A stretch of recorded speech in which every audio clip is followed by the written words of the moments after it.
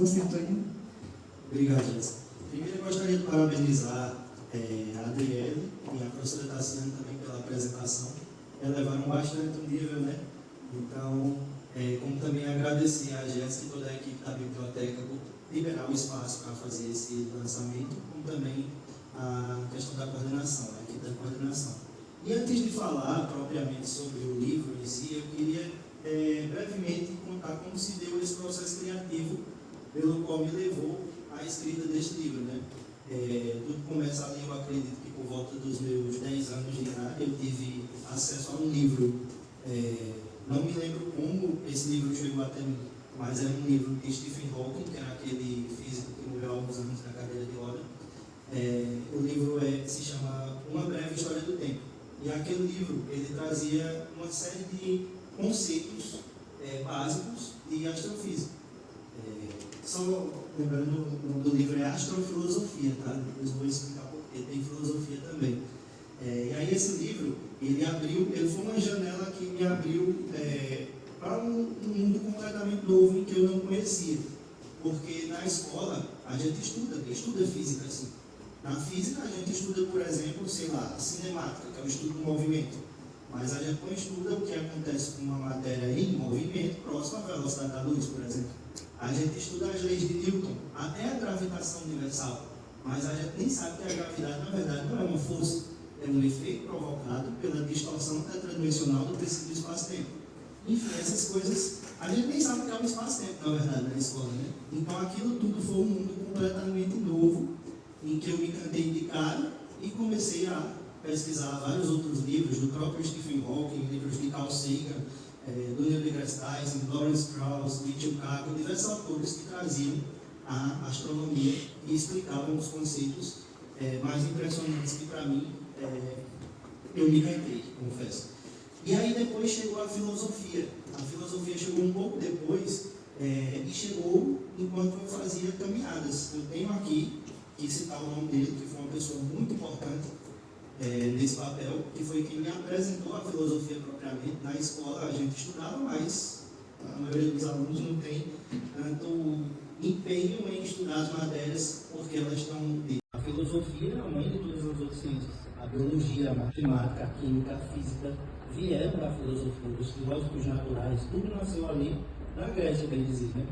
Então eu comecei a me aprofundar na filosofia e a gente fez centenas de caminhadas. A gente pegava livros de alguns filósofos e a gente ia estudando, lendo eles simultaneamente, e quando chegava na caminhada a gente discutia o que tinha lido no livro, cada um dando o seu ponto de vista, cada um dando uma abordagem. A gente tentava, de um modo meio presunçoso, se assemelhar um pouco aos gregos antigos, que faziam exatamente assim, era assim que eles filosofavam.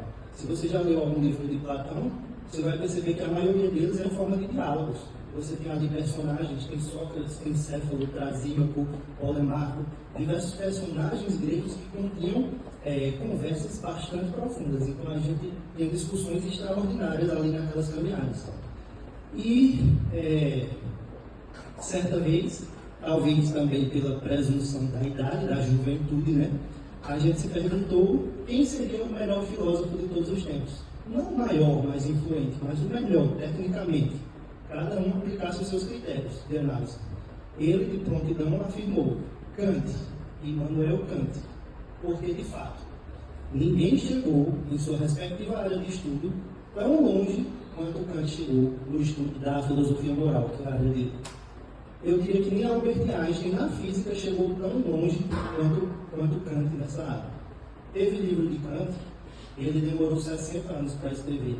É o Crítica da Razão Pura, que é considerado pela maioria dos especialistas o livro mais difícil já escrito pela humanidade. Foi esse livro. Então é um cara que chegou num nível extraordinário. É um exemplo patognomônico de excelência. Não tem como ser melhor do que Kant foi na área dele. Eu, por outro lado, contestei. Eu disse, eu não acredito que seja Kant, eu acredito que seja Aristóteles. Eu vou explicar o porquê. Aristóteles não foi o melhor filósofo moral, o próprio Kant foi melhor. Ele não foi o melhor filósofo ético, Spinoza foi muito melhor. Ele não foi o melhor escritor, digamos assim, depois você tem Shakespeare, Dostoiévski. Ele não foi o melhor músico, até em música Aristóteles se meteu.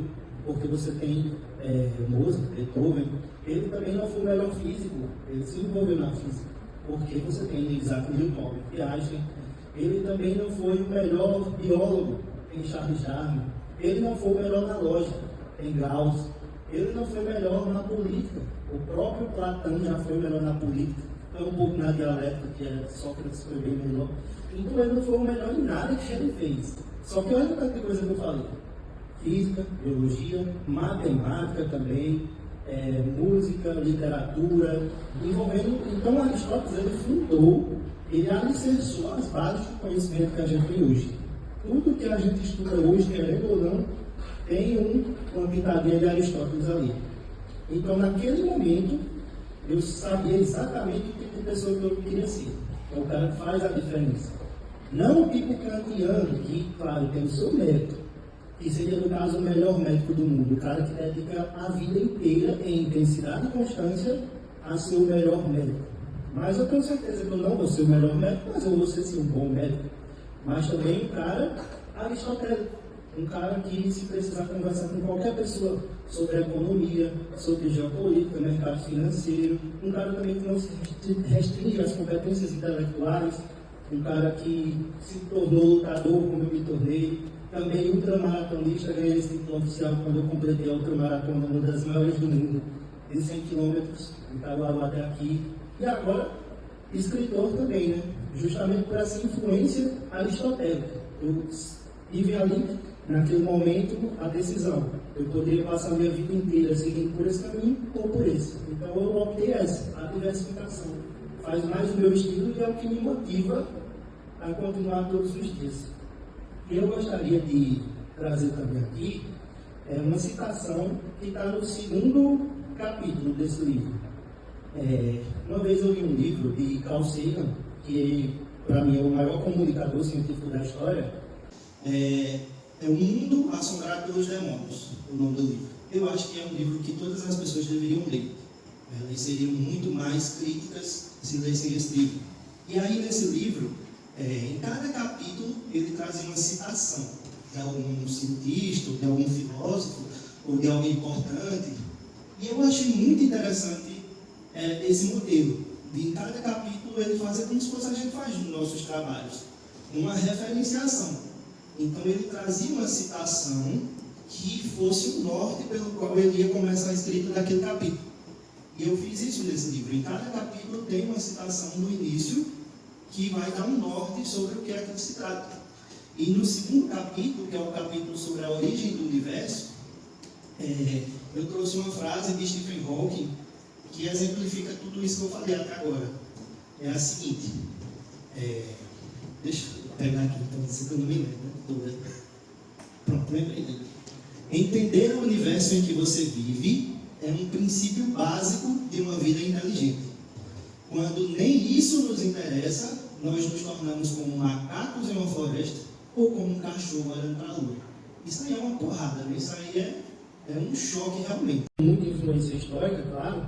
O estoicismo você entenda como um universo que eles chamam de cosmos, que é uma máquina gigante, repleta de engrenagens e que cada engrenagem tem que funcionar do seu modo perfeito para que a máquina, no geral, funcione bem, como um relógio. Se uma peça de um relógio seja a mínima possível a engrenagem para funcionar, o restante todo colapsa. E aí Aristóteles dizia que todos nós somos uma pequena peça que faz parte dessa máquina cosmológica. Então ele viveu nesse universo e ele justamente tem esse nome, aristocracia, e esse pensamento aristocrático de dizer que cada pessoa tem a sua função. Nem todo mundo nasceu para ser tal coisa, como também nem todo mundo nasceu para ser outro. E aí ele vai dizer que o vento venta, a maré mareia, o sapo sapeia. E ele se perguntou, e o ser humano o que faz? Para eu saber o que o vento, como um vento é bom ou quando ele é ruim, eu tenho como saber, eu tenho uns critérios de análise para isso. Para eu saber quando a maré está boa ou está ruim, eu também sei. Mas como é que eu sei quando o ser humano é bom? Inclusive quando ele é melhor do que o outro. Aristóteles dizia. Para ele, a resposta era em 2 palavras: pensar e contemplar. Quanto mais refinado for o pensamento de um indivíduo, melhor ele vai ser enquanto pessoa. como também, quanto melhor é a capacidade de contemplação dele para com o cosmos inteiro, ou seja, a relação da engrenagem com a máquina, também melhor ele vai ser.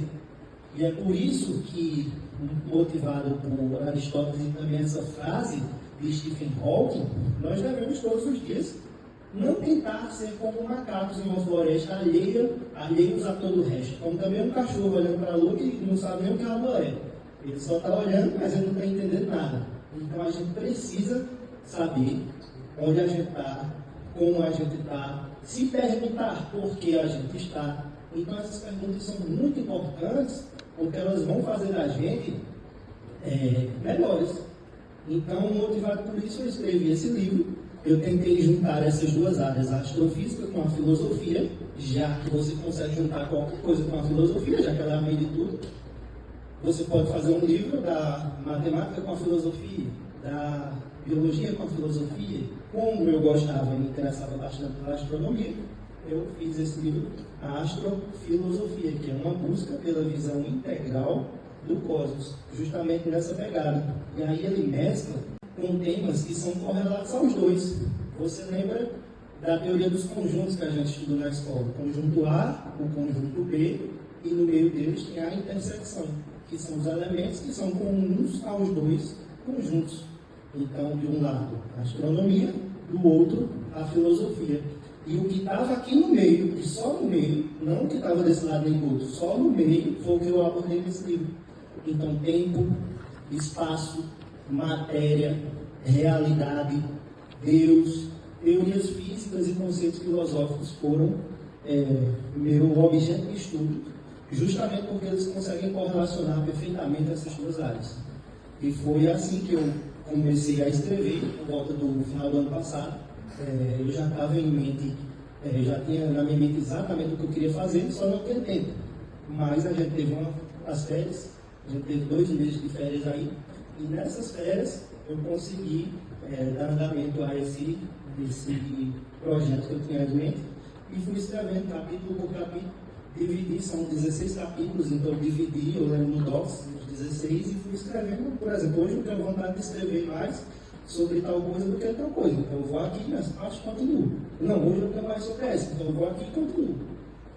E assim eu fui fazendo, até eu achar que estava bastante. E aí o livro, com 16 capítulos, tem 400 páginas, ficou completo. Hoje lendo, eu vejo algumas coisinhas que eu escreveria diferente, mas no geral tem exatamente aquilo que eu gostaria de dizer. Eu pesquisei bastante para escrever esse livro. Eu voltei em vários livros que eu já tinha lido, assisti várias entrevistas que eu já tinha visto, justamente para organizar a minha mente e recapitular tudo aquilo que eu passei desde os 10 anos de idade consumindo, para condensar esse livro. Então aqui tem a grande parte das coisas, claro, dentro daquela intersecção que eu consegui trazer. Então foi justamente por isso, a minha motivação foi essa, como também o meu processo de produção foi esse que eu acabei de dizer. Está aqui o livro hoje, a primeira edição, que é esse aqui. E eu acredito que ficou bom. E é isso.